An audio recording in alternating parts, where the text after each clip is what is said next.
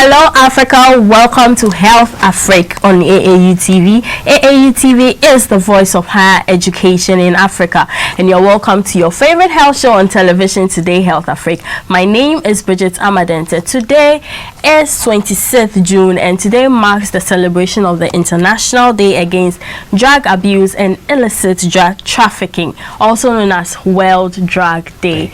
Yes, so to the theme for the celebration of World Drug Day is better knowledge for better care, and the reason why they chose this theme is because there's a lot of misinformation about drugs. It's on the internet, like it's everywhere, and the misinformation is massive, so they want to correct thoughts about it and then to also counter its impact on health, on governance, and on security. That is why you can't miss today's show. Today I have someone from the Final Point Foundation. He's Mr. Aburof Kush-Tain, and he is the Executive Director of Final Point Foundation. Do stay with me. I'll be back shortly. Right. This is Africa's most friendly nation, Ghana. A warm reception awaits you in an environment where you can discover and harness your full potential. Your home is an academic haven lying northeast of the city center, a quick dash from the airport. A spirited community where young, vibrant minds are empowered to express themselves, break academic boundaries, and thrive in an atmosphere of rich cultural heritage and excellence in various collegiate and extracurricular activities. This institution represents a whole new world of fun and offers you a variety of activities, facilities, and services geared towards your total development. Believing in the uniqueness of all our students, we encourage them to pursue excellence in integrity. Welcome to the University of Ghana, your preferred academic destination.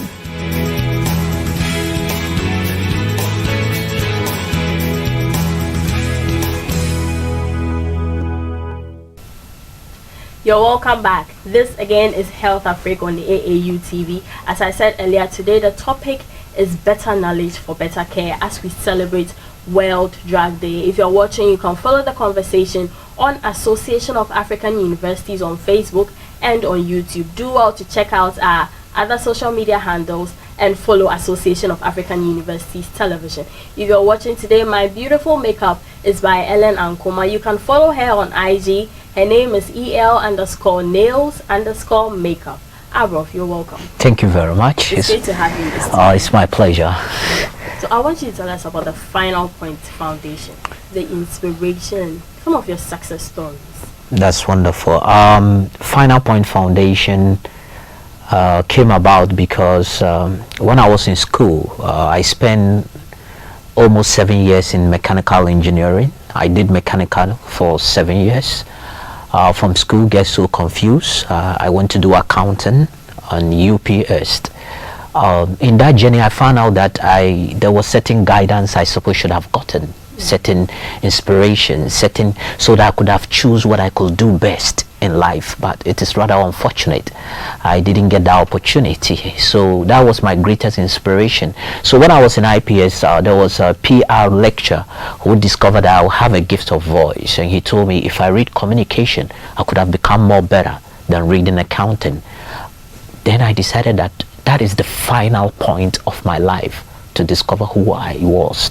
And it was the final point in my moment to go back to junior high school, to senior high school, to tertiary institution, to rekindle people's life and give them some kind of advice and guidance into what they can do with their life. That is the secret behind Final Point. And over 12 years, we have crossed to 250 senior high school, junior high school, all the tertiary institutions you can think about, this kind of community churches, mosques, we have hit everywhere. And what really inspires me a lot is a young guy who was writing his birthday message, and he wrote that, I remember on the 2012, a young man walked into our school in Was, and the guy spoke into my life. From that day, I changed. And today, the journalist you are seeing today is the reflection of the message that I sent. a beauty queen, one lady, she's on social media.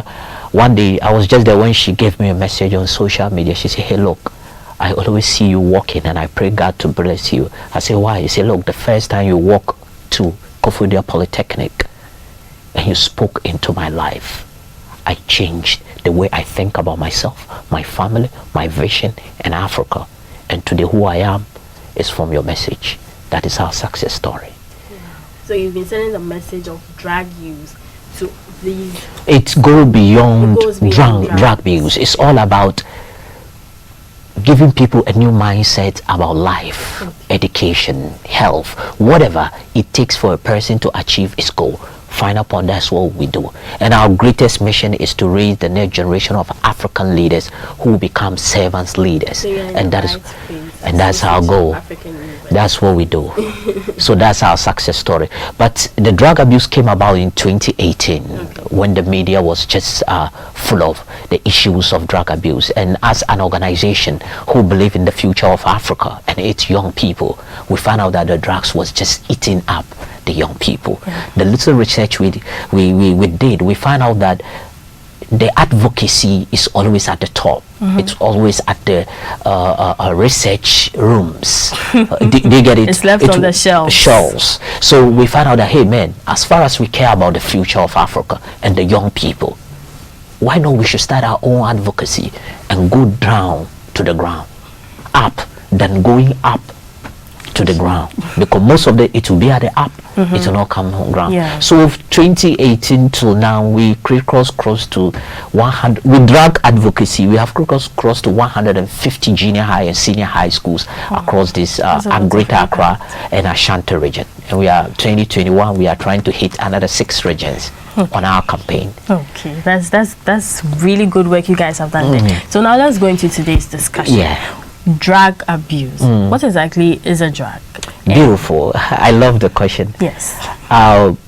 Drug is any substance apart from food that we take to change our thinking, feeling, and action. Drug is any substance apart from food that we take to change our thinking, feeling, and action. It is called drug.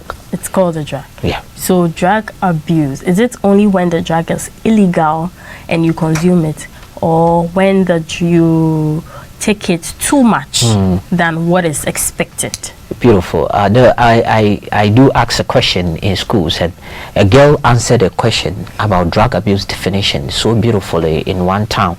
I said, what is drug abuse? He raised up his hand. You know, these kids in village, the grammar is not well sound, and his colleagues were laughing at him. He said, drug abuse is when they give you paracetamol to take 3 and you take 4 is drug abuse. Say, I'm coming. If they say you should take 3 and you take 2, is drug abuse. Say, I've not finished. If they say you should not take kura, then you take, is drug abuse. And I think that was the best definition of drug abuse I came across through the advocacy. Okay. Drug abuse is either less or more. Is drug abuse. Less or more is drug abuse. Okay. You have abused the drugs. And there are some drugs even you don't even need to abuse it because you don't even need it. That is when we come to the category of the type of drugs. Then we even tell you there are some you don't even need it. But in actual fact, drug in itself is a poison. It's only become necessary, then you take it. If not that, it's a poison. It's poisonous. Okay, so talking about the category of drugs, there are depressants, there are stimulants, and there are hallucinogens, something like that. And so how do we categorize the drugs under these categories, and what category of people take these different categories? I'm talking of students, maybe workers. We should look at it from basics, what they call legal drugs and illegal drugs, and hard drugs and soft drugs. If you look at hard drugs, is drugs which are cocaine, heroin, and those kind of drugs, they call it hard drugs, but they are stimulant. They stimulate you, they give you some kind of feeling like you are in a different world altogether, and they are called hard drugs. And they are illegal. You don't need to own them, you don't need to have them, if a government or whatever security finds that you have those kind of drugs, it can be marijuana. They are all hard drugs. And we have soft drugs. Soft drugs are pharmaceutical drugs. Yeah. But pharmaceutical drugs, we have something we call prescription drugs. And we have counter drugs. Yeah. So there are differences. Prescription drugs is a drug only given to you by a medical professional, prescribing it for you and you take. That medicine, you can't buy it on the counter. And we have counter drugs. Counter drugs are drugs that a counter can give you. And even that counter also rely mostly on the symptoms. Before, yeah. So counter drugs are drugs that we see they do advert and they already tell you the symptoms so that you can go in and purchase. And today, if you look at the kind of drugs people are taking, if you look at the 2020 report of United Nations for Drug and Crime, it's the pharmaceutical drugs. It's eating up young people across Africa. And what the drugs people use a lot in our tertiary institution, especially tertiary institution, is alcohol. And they mix it a lot. Now you can see young people mixing 4 or 5 type of alcohol and they drink in the tertiary institution. I have a goal one day that I want to fight that alcohols don't need to be sold in tertiary institutions, because they are institutions that we are manufacturing humankind who are coming to solve the problem of the world. But they are 18 years now. It doesn't matter. Alcohol is not about 18 years. It's about life and its importance. It's not about 18. A friend was telling me, who is doing his PhD in China, that in universities in China you can't see on a door that there is an alcohol advert in university. No. But when you go to our universities, Guinness stickers are on people's door. But in China, you can't do that. In Malaysia, you can only open a bar or something behind a university far away, but not in the university. Because it is a learning center. It is where we build people's brain. And what alcohol does... But if we are building people's brain, then they should know better not to go in for it. The fact that it's on campus doesn't mean that you should use it. If you should know better. Knowing better. Let me tell you one thing about humankind, psychology, everybody has found. It's better to take it away from them. Wow. Because it will not contribute to them. It's not about 18. It's about we looking at ourselves as Africans. Get to me. This is Africa.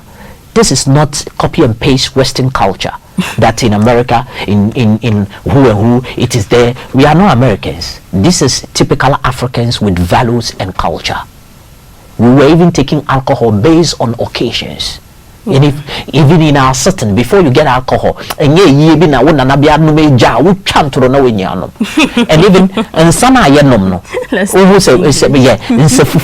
we take palm wine. Palm wine has its health benefits, and it doesn't booze unless you ferment it. But it's naturally, when you take it, it's cool, but until you ferment it. So if you look at even in Africa, certain schnapps appetition was introduced to us. It's not an African thing. Our own thing is either pito, which is made from our own stuff. Do you get it? And when you go to the northern part of the African countries, that's where you see they use pito. If you go to the south, then you see that they have the palm nut trees. They also take from that. So we need to look at all these things. Wow.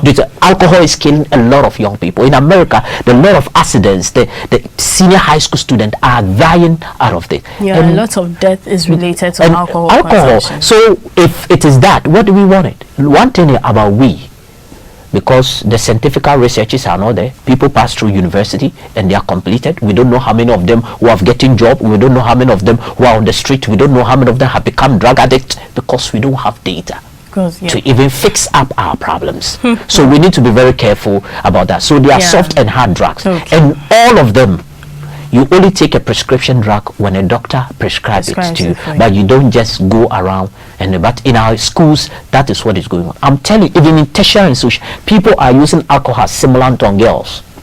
There is a girl, they go in there, they are not in that, and so-called love, they end up and they introduce her into taking alcohol. Do you get it? So we need to just be very careful and protect our life. Okay, we are going on a quick break. When we come back, we are talking about some of the the vicious cycle of alcohol and drugs, because it's a matter of demand and supply. People are demanding for it, so there is supply. How are we going to help cut this kind of supply of drugs? Please stay tuned. We'll be right back. Thank you. جامعة السودان العالمية تهنئ الطلاب الناجحين في الشهادة السودانية وتتمنى لهم النجاح في دراساتهم الجامعية وتدعوهم للتعرف على برامجها المتميزة في تخصصات بكالوريوس الطب والجراحة، بكالوريوس طب الأسنان، بكالوريوس الشرف في الصيدلة، بكالوريوس المختبرات الطبية، بكالوريوس علوم التمريض، بكالوريوس الشرف في الهندسة، بكالوريوس الشرف في الحوسبة ونظم المعلومات، بكالوريوس الشرف في العلوم الإدارية، بكالوريوس الشرف في الاقتصاد والدراسات المالية والمصرفية، بكالوريوس الشرف في السياحة وإدارة الفنادق. جامعة السودان العالمية، قومية التوجه، عالمية التطلع. You're welcome back. This is still HealthAfrik on AAU TV, and I'm with Aburof from Final Point Foundation. He is the executive director. So we've talked extensively about alcohol. Yeah. Now I want us to go into the marijuana and others. But then when it comes to marijuana, there's the cycle of demand and supply. People are demanding for it, so people are growing it in their houses and in their backyards. How are we going to cut this supply so that, I mean, if we cut supply, I mean the demand will kind of decrease, or wouldn't you agree with me? I agree with you, but when you look at marijuana, there are a lot of researches about its scientific benefits from medicinal purposes and industrial purposes, which I support it, and I know it exists. No, let's call a spade, but not a big spoon. There is a benefit, scientific benefit, both, I mean, medicinal and industrial purpose, but there is nothing called smoke medicine. Marijuana is not meant for smoking. It can be done on different. So when you look at the law being passed by Ghana on marijuana, you are entitled to grow marijuana, which is 0.6% cannabinol, which has the ATC percentage for industrial purposes. But you cannot even, until you are given a license before you can say it is supply and demand stuff. But when it comes to any kind of drug, if you are looking at demand and supply, there are strategies that you need to use. Is it Portugal in over a decade now has done a great job when it comes to drug abuse and drug trafficking. They have done a great job. They did some initiative. They were able to block supply and do advocacy and help those who are already addicted and get them out of it. Wow. So it's not about the demand. People can be demanding things and it is evil. People can be demanding, doesn't mean that we need to supply. As far as it's not positive, as far as it doesn't contribute to human development, we need to put barrier to the supply. If we are able to ban those bringing in, let me say the marijuana, whatever, the tramadol, I'm telling you now, people move to Nigeria and that's what they brought in Ghana. All the pharmaceutical drugs, that's what they are bringing in, different Jibidor with the levels. Jibidor, we have it in grams. They bring some grams that is not approved by FDA, and they come and give it out because Jibidor is an opium, it's a painkiller. So the grams and they are artificial drugs. Now even we have synthetic. Oh my God, they are killing young people. We have synthetic weed being manufactured in a lab for people to take. So it's demand and supply. But if we are able, because the future of Africa, you know, by is it 2030 or 2050, we have the largest young people across. So how are we empowering them? Then we need to make sure that we hold on the supply and the demand will not come. But we must also understand that those people who have gotten addicted into drugs, they are not our enemies. They need help. And that is the team. More knowledge, better care. We should take care of those who have got an addiction. Let me tell you, there are about 35.6 million people living with drug disorders. And adolescents and young people are the people who are suffering on this course. So those who are addicted already, let's give them a helping hand. Let's have a lot of rehab centers. That's the reason I'm telling you. When people will say, "Oh, legalize weed," we were asking, if you are looking at Canada, hey, you are copying yourself with Canada. You won't compare Canada University with your university and raise the university bar to that university, give him the infrastructure, the computer lab. You are comparing about weed legalization with Canada. Hey, madam, sometimes we do some comparison in Africa. I get so shocked. Canada, their social welfare system is working, their health insurance is working. When COVID came, they gave a country, everybody has a bank account to get money. Hey, and you are comparing yourself to them. They have all the hospitals. We need to be very careful when it comes. So it's demand and supply. And I'm telling you, West Africa is a very good point for drug traffickers. Yeah. That is where they pass and get to Europe and get to America. And they leave only 10% here. And that 10%, those who control it is uncalled for. Okay. People are into it just to get the wealth for certain powers. Yeah. So what are some of the legislations that are going on with regards to marijuana and all these drugs? And what are the loopholes that these legislations I'm telling you that they are superb. They asked me, I told people the problem of Africa is being solved. It's in the libraries. It's in the shelves. It's there. What loopholes? We have good brains. If you look at the documents, they are solid. But they end up in the air condition. That's the problem. It ends up in the book and then the action is not done. The action is not taken. One of my mentors once told me, he said, you know the difference between Africa and us? It's about the 3 R's. Read, research, and react. You read, you do research, you keep it. So the lesson is there. Look, we have solid people come to Ghana and pick some of our document that we have worked on health and stuff. They go in. Do you know what I'm talking about? But the fact is that action, we need men of action. I'm telling you, we have solid documents across Africa, Nigeria, all the African countries. It is superb. We have the document against drug trafficking. Everything has been done. Is there. When United Nations for drugs and crime, when the declaration of the ministers across the world, they declare everything was done, the structures were put, but it's at the top, it's not at the down. So the loopholes is simple. Men must take action, and they must look at the future of Africa in their heart. And go beyond. I've written a paper and I wrote the paper, I've published this and this, and so what? People in your village, what you have published, they have not benefited. What's the use of publishing? There's no use then. Okay, so let's come to the assertion that I mean, there's this going on that in senior high school, the boys will usually do the weed, and then they say that when you take it, whatever you learn, it sticks. So when you're going to write the exam, there's no way you will forget it. And how true is this? And others makes rash energy drink and tom-tom. You shake it so hard, and then they drink it and they are so high. It's as if they're on a different level. That's this way. But they are still sitting where they are. That's beautiful. You are high, but you are down. You get it? If you go to our senior high schools, this is I don't know if I'll call it, it's a fallacy and a cliche for centuries. We have been lied to. Do you get it? If we are empowered, that's my goal. I always tell that when people are well informed, they are empowered. We can't miseducate them. For a long time, they have lied about what weed is. So that is what is eating up young people. Look, if taking weed,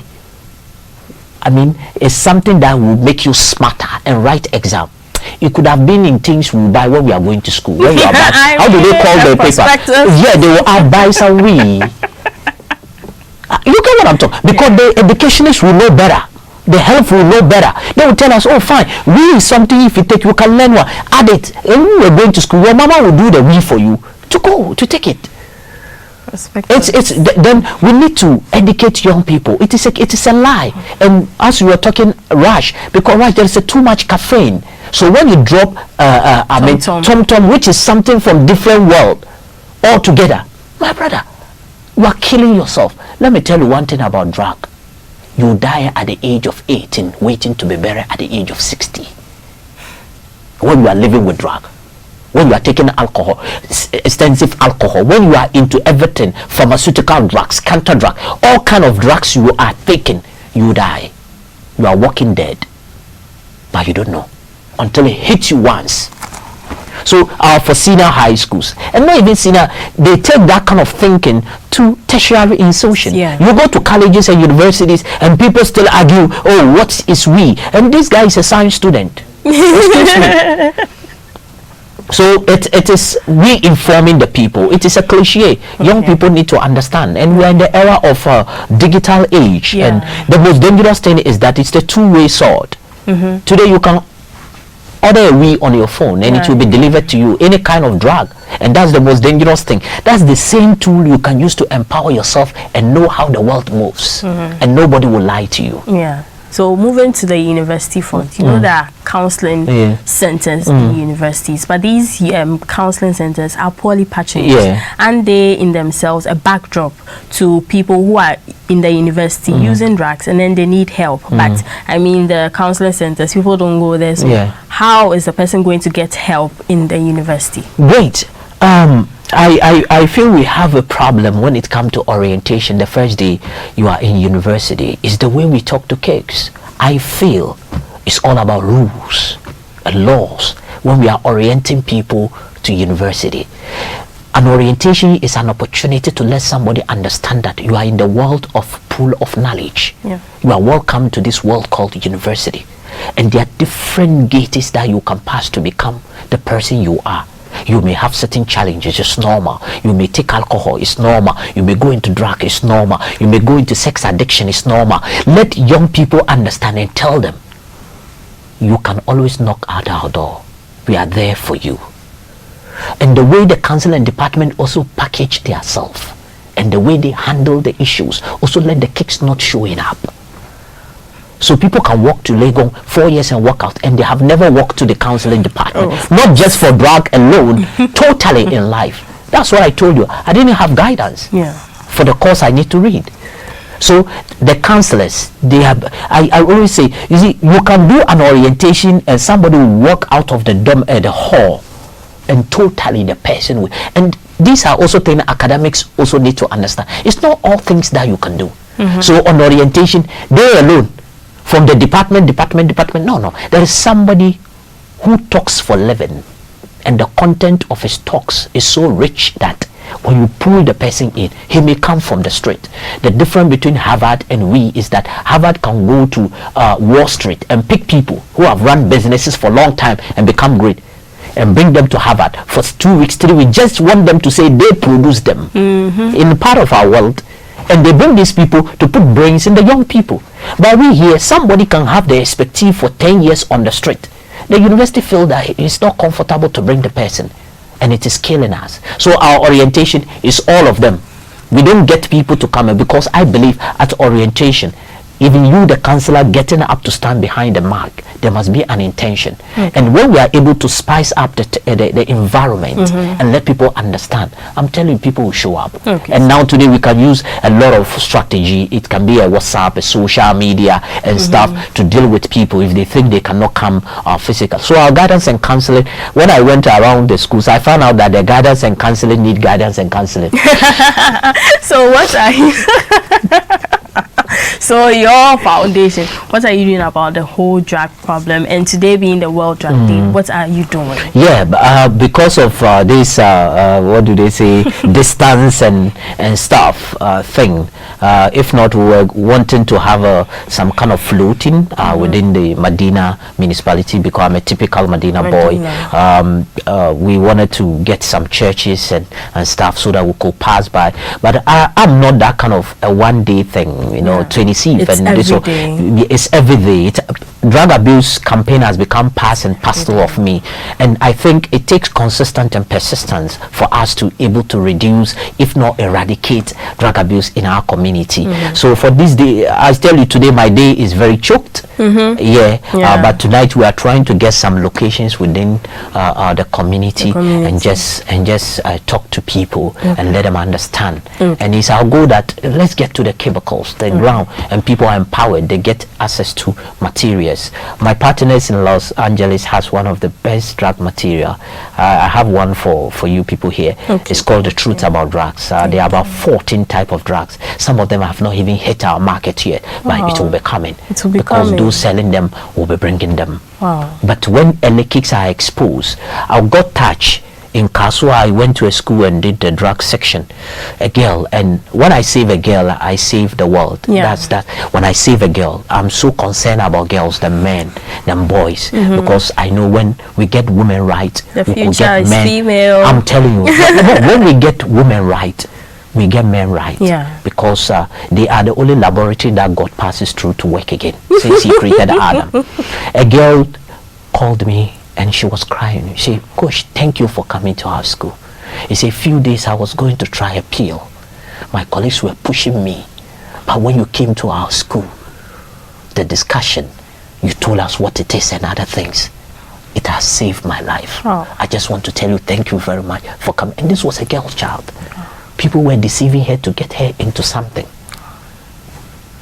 That is the thing. So when kids are empowered, I tell people, advocacy, people need to be informed, because I believe if you are well informed, even under a tree, I'm against people sitting under a tree to learn, but I'm telling you, if the one standing in front of the kid have a larger vision, these kids will sit on block and do inventions. Yeah. So we are wrapping up here. I want to hear your final words. It's been an interesting one. Yeah, my final word, I want, if Africa, I'm so concerned about Africa. Yeah, we should.